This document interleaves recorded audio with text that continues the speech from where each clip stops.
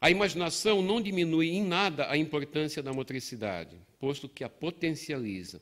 Os limites de nossas forças e habilidades são um tanto estreitos, até que entre em cena a imaginação, que é essa capacidade humana de reter os acontecimentos, de criar um tempo entre o percebido e a ação em resposta ao percebido. Uma espécie de hiato, como dizia Arnold Gehlen, entre o sinal e a resposta.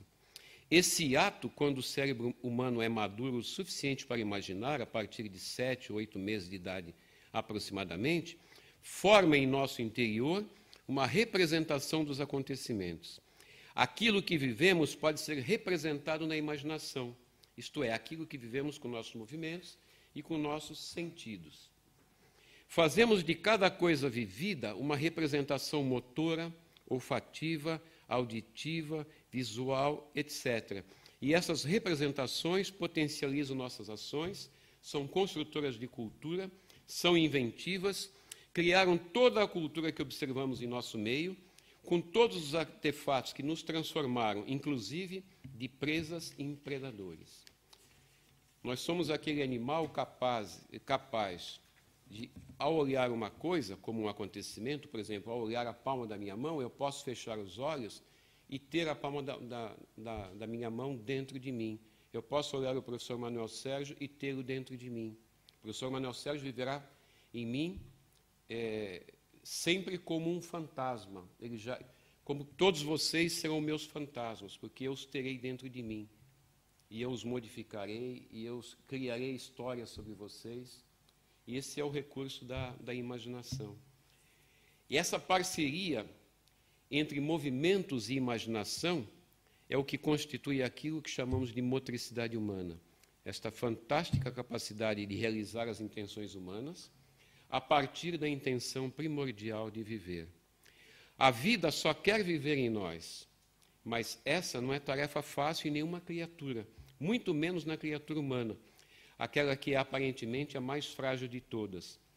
Toda a descrição do desenvolvimento humano aponta para uma criatura que, acima de tudo, só consegue realizar a vida movendo-se, alimentar-se, reproduzir-se e abrigar-se. Tarefa básica de toda criatura depende em nós do movimentar-se.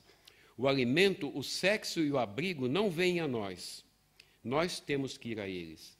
Nada se realiza neste mundo, nesta vida, tal qual a conhecemos, que não seja pela motricidade.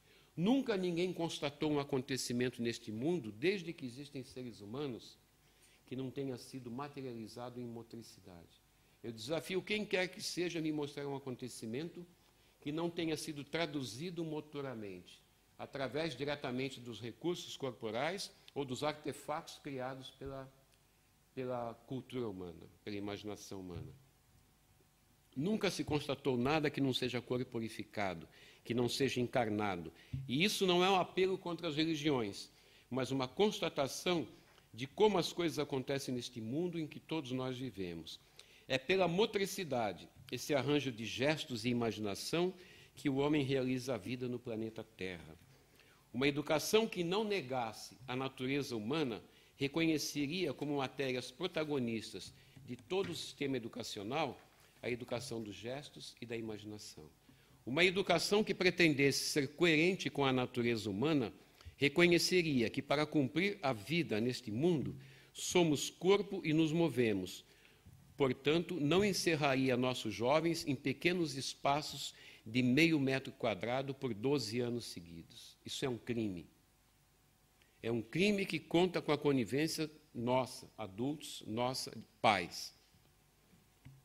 O reconhecimento do corpo que somos tornaria protagonistas do sistema de ensino as matérias da vida. Protagonistas, tais como a motricidade, a imaginação, o meio ambiente, a cultura e a sociedade. As disciplinas que hoje todos aprendemos nas nossas escolas poderiam continuar a ser importantes, porém passariam de protagonistas a coadjuvantes. Saber matemática não é mais importante que pensar. Saber português não é mais importante que se comunicar. E nós aprendemos português e não sabemos nos comunicar. Nós sabemos contas de matemática e não sabemos pensar. Nós não conhecemos o corpo que somos. Nós investimos toda a nossa existência num corpo que nunca fomos, num espírito que nunca fomos, num mundo que não conhecemos. Eu não estou duvidando do que veio antes ou do que virá depois. Eu apenas não me importo atualmente com isso. Eu me importo com este espaço de tempo encarnado, corporificado, que vivo aqui neste planeta. O resto eu me permito ficar no meu departamento da dúvida. Eu tenho esse direito. E o motor de toda a educação certamente seria o lúdico, mas isso seria uma outra palestra. O lúdico como sinônimo do jogo, que é o grande fertilizador da imaginação humana.